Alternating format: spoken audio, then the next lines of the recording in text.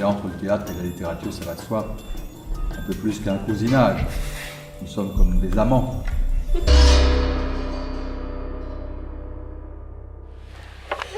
Alors moi je vais vous présenter ce matin le livre de Fabrice Loire, Pirate, publié chez Gallimard.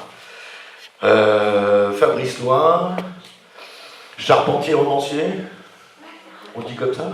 Oui, on peut, oui. Oui, on peut. Il y a un charpentier dans la salle. Bon, on n'a pas trouvé de cultivateur tout à l'heure. Hein, d'accord.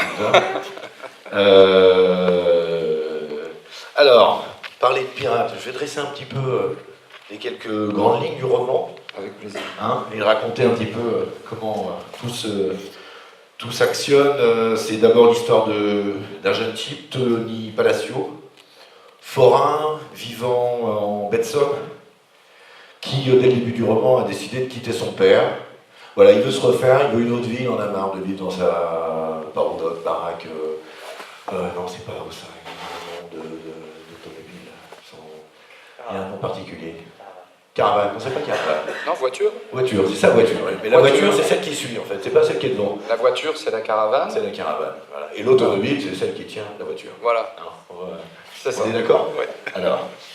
Et donc, Tony quitte la baie de Somme et se rend à Marseille où, pour se refaire, il va passer de petits boulots. Il est garagiste, il bricole les voitures. Il est aussi, évidemment, et ça c'est dit dès le départ, musicien. À ses heures, trompettiste. Il adore un musicien dont j'ai oublié le nom, qui a joué avec Coltrane dans... Lee Morgan. Lee Morgan, merci. Très grand trompettiste. Voilà. Et un soir de pluie et de brouillard, alors qu'il joue la trompette sur les bords de la Méditerranée, il va être abordé par un personnage important dans le roman qui s'appelle Max Opal. Max Opal est un ancien militaire reconverti dans les services de balistique qui travaille pour le ministère de la Justice, qui va l'accueillir chez lui. Max est marié avec une très belle jeune femme d'origine africaine qui s'appelle Awa. Awa, qui en langue bambara signifie Ève. Merci. Qui est chanteuse lyrique, qui fait le tour du monde. Et dont, bien évidemment, Tony va tomber éperdument amoureux. Comment ça, évidemment? Évidemment. Non, parce qu'on sent tout de suite que... Vous voulez dire que c'est téléphoné? Ah, non, mais pas du tout. Ah bon? Et on sent qu'il aime bien Max, mais quand même, quand il retourne chez Max, il est content de voir Hawaï. Il demande un peu s'il est en tournée à New York, Chicago. Il y a un petit peu de ça. Ouais, je blague, Jérôme. Non, j'entends. Attends, ça fait tu m'as coupé. On se connaît pas du tout, hein. Voilà, et alors, l'intrigue quand même de ce roman tourne autour du fait que Max a une mission à proposer à Tony. Il voit dans Tony ce type qui a envie de se refaire, qui a envie de gagner des ronds. Il veut, voilà, c'est un jeune gadjo, hein, il est un peu, c'est un peu le côté gitan. Voilà, il veut un coup, il veut quelque chose, et surtout gagner de l'argent, s'en sortir, réussir. Alors c'est sûr que Max Opal, lui, incarne un peu le type qui a une superbe villa qui doit exister en plus, j'imagine, à Marseille. Et donc Max lui propose de l'emmener 3 jours, c'est une sortie en bateau, ils doivent aller en Corse, récupérer des documents. Alors on ne sait pas bien pourquoi, hein. On comprend que les services de balistique de Max l'occupent, mais qu'après il a l'air d'être sur d'autres coups. Plus relatif à l'écologie, hein, c'est quelque chose qui a l'air de le torturer. Son regard sur l'Afrique, son amour de la musique aussi vont faire que Tony va devenir un type avec qui il va falloir qu'il s'apprivoise, mais en même temps il y a un roman qui tourne autour du lyrisme, de la musique, de la poésie, de l'Afrique, et puis de l'aventure, puisqu'il va falloir traverser un petit bout de Méditerranée pour aller en Corse récupérer des documents compromettants qui sont déflorés toute la fin de cette histoire, surtout, puisqu'en fait... Non, parce que là, quand même... J'en ai beaucoup dit. Oui. Ouais, voilà, voilà pour l'histoire. Il est à bord du voilier, évidemment. Il faut qu'ils aient envie de le lire, quand même. Absolument. Max va raconter son histoire à Tony. C'est là qu'il se livre. Ouais. Ils ont 3 jours de mer, il a besoin de lui parce qu'il est un petit peu handicapé. Enfin bon, c'est un gag. C'est un livre formidable, on a envie de tout dire. C'est génial. Bon voilà, il va raconter son histoire, et son histoire c'est une aventure en Somalie, c'est l'Afrique, c'est la Somalie, et c'est ce qui s'est passé en Afrique pendant des années. Et le traitement et le trafic des déchets de pays de Fabrice Loin, à vous l'antenne. Ah, merci Jérôme. Bon, je reste sans voix. C'est un roman sur Marseille. Non. Oui et non, c'est-à-dire que ce livre, en fait, c'est quand même l'histoire, la rencontre de ces deux hommes.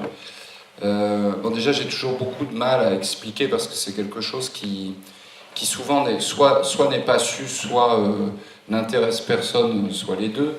Les différences entre différents groupes de nomades, les forains, les gitans du sud, du nord.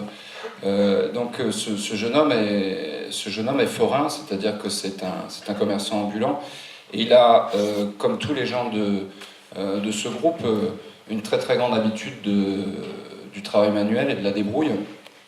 Et aussi, ce sont des gens qui ont un rapport à l'autorité qui est particulier, puisque vous savez que depuis très longtemps, être nomade en France, ça signifie de faire viser ses papiers régulièrement dans un commissariat, c'est-à-dire que vous n'êtes pas reçu comme un citoyen ordinaire.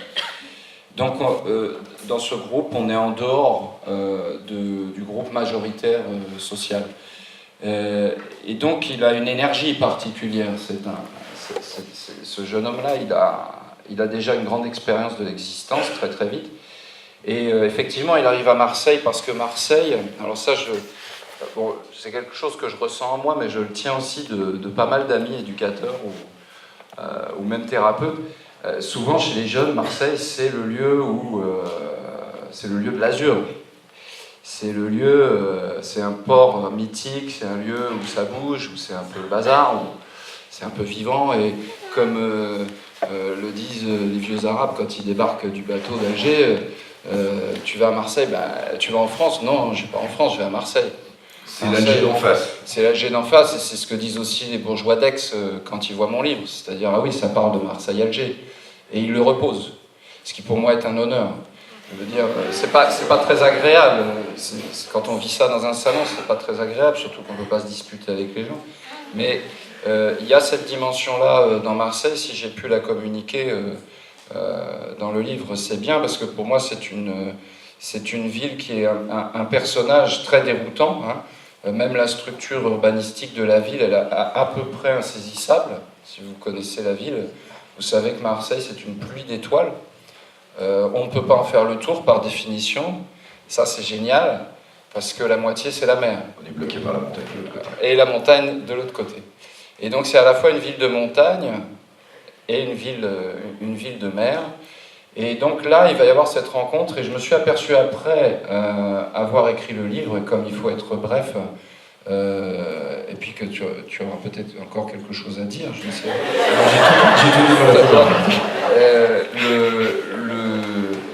Je me suis aperçu après coup que ce livre-là, malgré son argument politique, son argumentaire politique qui est quand même très, très important, très polémique, hein, je veux dire, on est très clairement dans une période dramatique, là, on le sait tous, je ne vais pas revenir là-dessus ici, c'est pas le lieu, mais le livre est lié à ça, je ne l'ai pas fait exprès, c'est comme ça, c'est-à-dire la question de la misère qui est provoquée par nos sociétés ailleurs, et qui nous revient en retour, c'est le centre politique du livre. C'est qu'est-ce qu'on va faire avec ce désordre qui n'en finira pas d'enfler, parce qu'aujourd'hui on est là à pousser des cris d'orfraie pour quelques dizaines de milliers de gens, mais ça n'est que le début. Donc le livre pose ce postulat du désordre, mais il y a un contrepoint dans la rencontre du jeune et du vieux, c'est-à-dire de Tony et de Max. Il y a « Quand je quitte un père », parce que Tony quitte son père, qu'il l'aime en plus, hein, c'est pas de... Quand je quitte un père, j'en retrouve un autre. Et puis quand celui-là meurt, j'en retrouve un autre. Et puis il y a toujours un père quelque part dans ce bouquin. Et je me suis aperçu qu'il y a au moins 4 ou 5 pères dans ce livre. Oui, il y a son pote égyptien aussi. Il y a son pote turc. Il y a... Non, grec. Euh, Ah bah il en a plein, hein, mais... C'est-à-dire qu'à Istanbul, on est toujours un petit peu de tout, mais bon, c'est vrai qu'il y a un personnage de lettré qui est un petit peu l'habité marseillais, le type, justement, parce que bon, à Marseille, il y a beaucoup de paroles. Moi, je suis habité dans cette ville pour ça aussi, parce que je souffrais beaucoup à Paris de la retenue des gens. Donc on peut facilement rencontrer dans les cafés des gens avec qui il y a amitié, qui connaissent beaucoup de choses et qui échangent d'une manière débonnaire et fraternelle.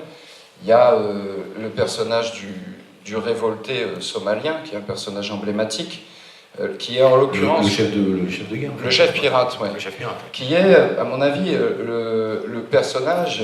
Évidemment, c'est un personnage imaginaire, hein, encore que, bon, on pourrait développer là-dessus.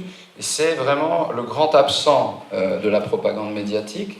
C'est-à-dire, c'est l'Africain révolté qui pense et qui réagit par les armes. Et c'est un fait, ça existe.